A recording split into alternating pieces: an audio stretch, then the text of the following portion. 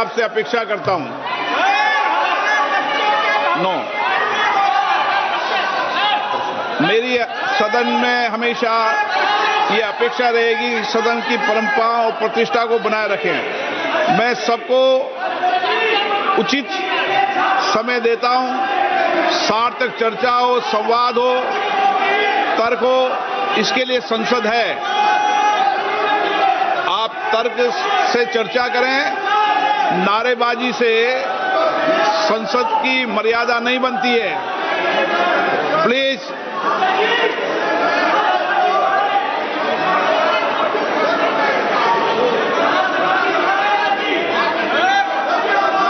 प्रश्नकाल, प्रश्न नंबर 1, धवन लक्ष्मण भाई पटेल। धवन लक्ष्मण भाई पटेल, प्रश्न नंबर 1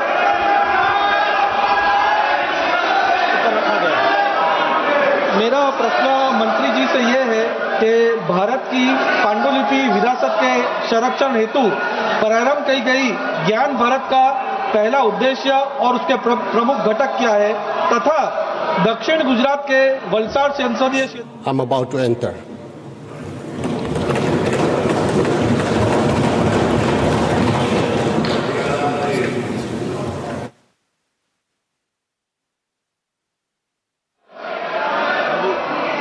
माननीय अध्यक्ष महोदय, विरासत हमें दिशा भी देता है, विरासत हमें दर्शन भी देता है, और इसलिए मोदी जी ने विकसित भारत की जब कल्पना करी तब रेड फोर्ट से अपने उद्बोधन में कहा था कि हमें विकसित भारत बनाना है।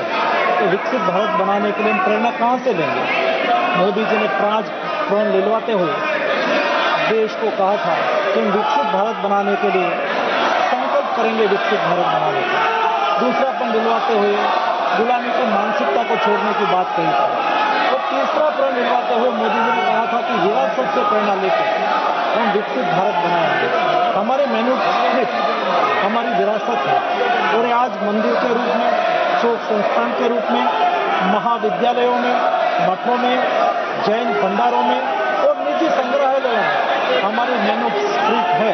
ये मैन्युस्क्रिप्ट को हम ज्ञान भारत मिशन के द्वारा उसको आरक्षित करने के लिए, डिजिटलीकृत करने के लिए, रिसर्च ड्रिवन बनाने के लिए, जन सुलभी बनाने के लिए मोदी जी ने ज्ञान भारत मिशन का लॉन्च करा, और ये ज्ञान भारत मिशन के द्वारा देश में आज 1 करोड़ से अधिक मैन्युस्क्रिप्ट का सर्वे करा गया। उसमें से ये मैन्युस्क्रिप्ट में से 8 करोड़ अब डिजिटलाइज हो चुकी है, और उसमें से 3,70,000 मैन्युस्क्रिप्ट अब ऑलरेडी अपलोड हो चुकी है। और उसमें माननीय सदस्य ने कहा है कि अपनी लोकल लैंग्वेज में भी कोई जो मैन्युस्क्रिप्ट होगी तो उसको भी इस सर्वे में शामिल करके उसके प्रति संशोधन करा जाएगा और डिजिटलाइज करा जाएगा। माननीय सदस्यगण, संसद लोकतंत्र का सर्वोच्च संस्था है। मेरा आपसे आग्रह है, आप सदन के अंदर सार्थक चर्चा करें, संवाद करें, लोगों की जन आकांक्षाओं, अपेक्षाओं को रखें। मैं सभी माननीय सदस्यों को उचित नियमों के तहत पर्याप्त समय, पर्याप्त मौका दूंगा। मेरा आपसे आग्रह है कि तख्तियां और नारेबाजी से सदन की मर्यादा नहीं बनती है। मेरा आग्रह है कि सदन का प्रथम दिन है और इस परंपरा को तोड़ना चाहिए कि प्रथम दिन सदन नहीं चलेगा। मैं हमेशा आपसे आग्रह कहता हूं कि आपको पर्याप्त अवसर, पर्याप्त समय मिलेगा। नियमों के तहत नोटिस दीजिए, सदन नियमों प्रक्रियाओं से चलता है। मैं आपको पर्याप्त समय दूंगा। अभी प्रश्नकाल है, प्रश्नकाल के अंदर नारेबाजी करना, तख्तियां लहराना उचित नहीं है। आप सब वरिष्ठ सदस्य हैं, प्लीज आपसे आग्रह है कि अपनी सीट पर बैठें, सदन चलाने में सहयोग करें। सदन नहीं चलाना चाहते, प्रश्नकाल नहीं चलाना चाहते, चर्चा नहीं करना चाहते, सदन की कार्रवाई आज 12 बजे तक के लिए स्थगित की जाती है। तो बड़ी खबर आपको बताएं, सदन की कार्यवाही स्थगित कर दी गई है। लोकसभा स्थगित की गई है, 12 बजे तक के लिए लोकसभा को स्थगित कर दिया गया है। तो बड़ी खबर आपको बताएं, लोकसभा 12 बजे तक के लिए स्थगित कर दी गई है। और जैसा कि आसार थे, जैसा कि अनुमान लगाया जा रहा था, आपने देखा कि सदन में कार्रवाई शुरू हुई, मंत्री खड़े हुए, लेकिन विपक्ष लगातार हंगामा कर रहा था। अब इसके चलते स्पीकर ने लोकसभा को 12 बजे तक के लिए स्थगित कर दिया है।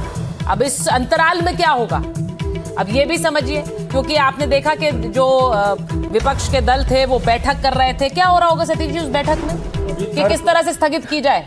अभी तर्क और तथ्य ढूंढे जाएंगे कि कैसे नहीं चलने देना है।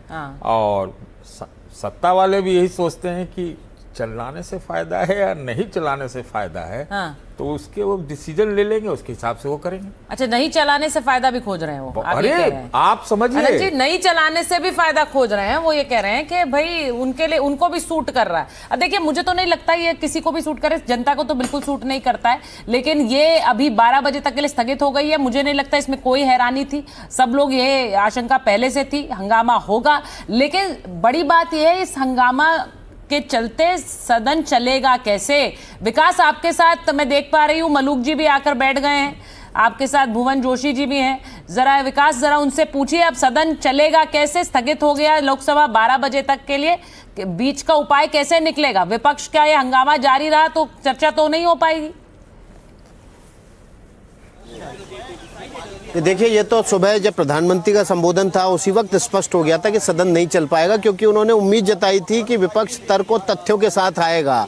तो तथ्य और तर्क के लिए सरकार को पहले सहमति बनानी होगी बीएससी की बैठक में कि वहां पर किसी विषय पर, किसी मुद्दे पर चर्चा के लिए समय रिजर्व हो जाए। केवल स्थगन प्रस्ताव देने से स्पीकर उसको समय दे देंगे, ये ऐसा नहीं होता है।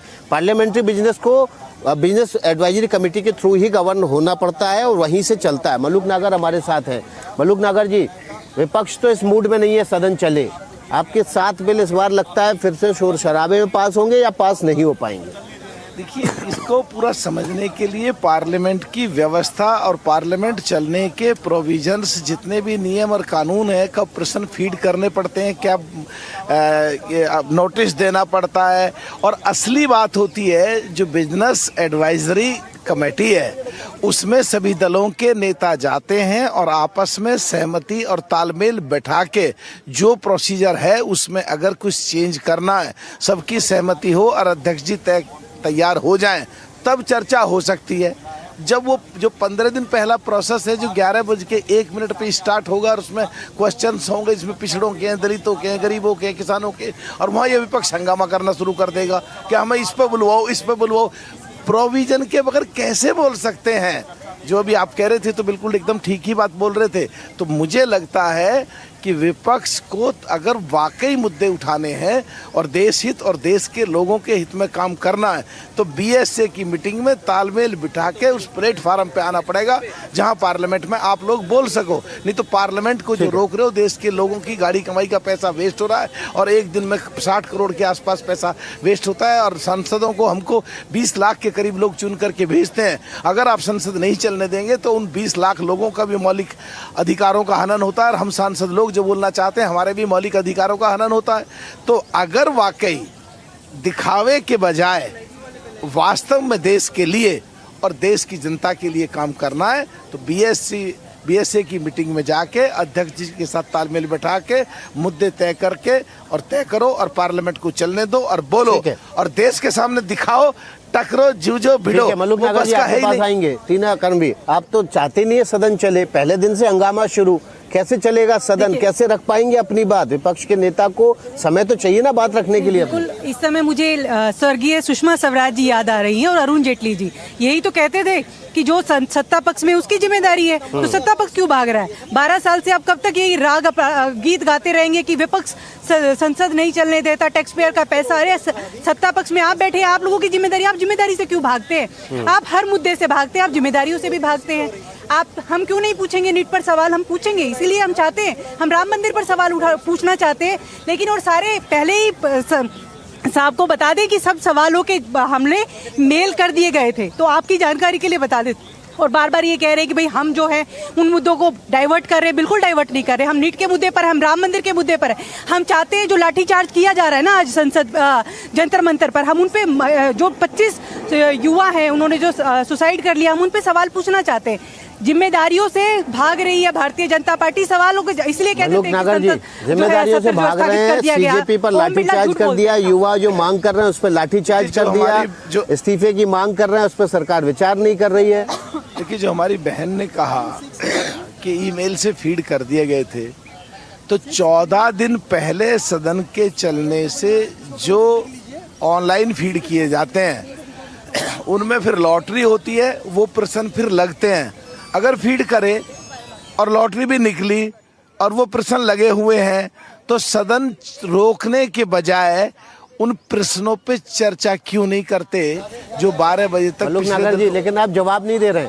सीजेपी पर लाठीचार्ज हो गया, युवाओं जो अपनी मांग कर रहे हैं, शांतिपूर्ण धरना दे रहे थे, उनके ऊपर लाठीचार्ज की क्या जरूरत थी? देखिए, ये पूरा सब्जेक्टिव और डिबेटेबल है कि क्या परिस्थिति थी, किसने वहाँ पे प्रदर्शन करते दफे किस कानून को तोड़ा, क्या अभद्रता करी, पुलिस वाले को किसको, उसका पूरी जानकारी लेने के बाद पूरा उस पर डिटेल में डिस्कस हो सकती है।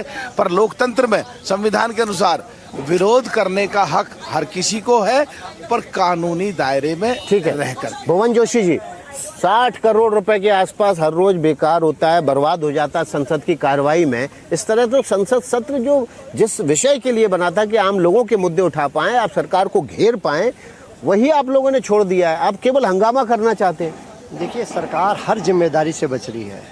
संसद चलाने की जिम्मेदारी इस सरकार की है। संसदीय मंत्री भी होता है इसके लिए, और लोकसभा के स्पीकर और विधान और राज्यसभा में हम चल जाएं तो उपसभापति, ये मिलकर फाइनल करते हैं कि किस प्रकार सदन चलने का काम करे। सरकार यहाँ भी नकारा, सरकार यहाँ भी फेल है। और सरकार कहाँ फेल है?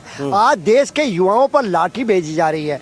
नीट की परीक्षा लीक हो जाती है, देश के 20 युवा मर जाते हैं, और उनके माता पिता की वो औलादें जिनको उन्होंने फूलों की तरह पाला था, उनका आज घर की स्थिति को समझने को सरकार सोचना नहीं चाहती है, जवाब देना नहीं चाहती है। धर्मेंद्र प्रधान जो माननीय प्रधानमंत्री जी का नाक का बाल बना हुआ है, क्योंकि वो नहीं चाहते कि धर्मेंद्र प्रधान इस्तीफा दे और युवाओं में और एक भावना जाए कि सरकार हमारे बारे में सोचती है।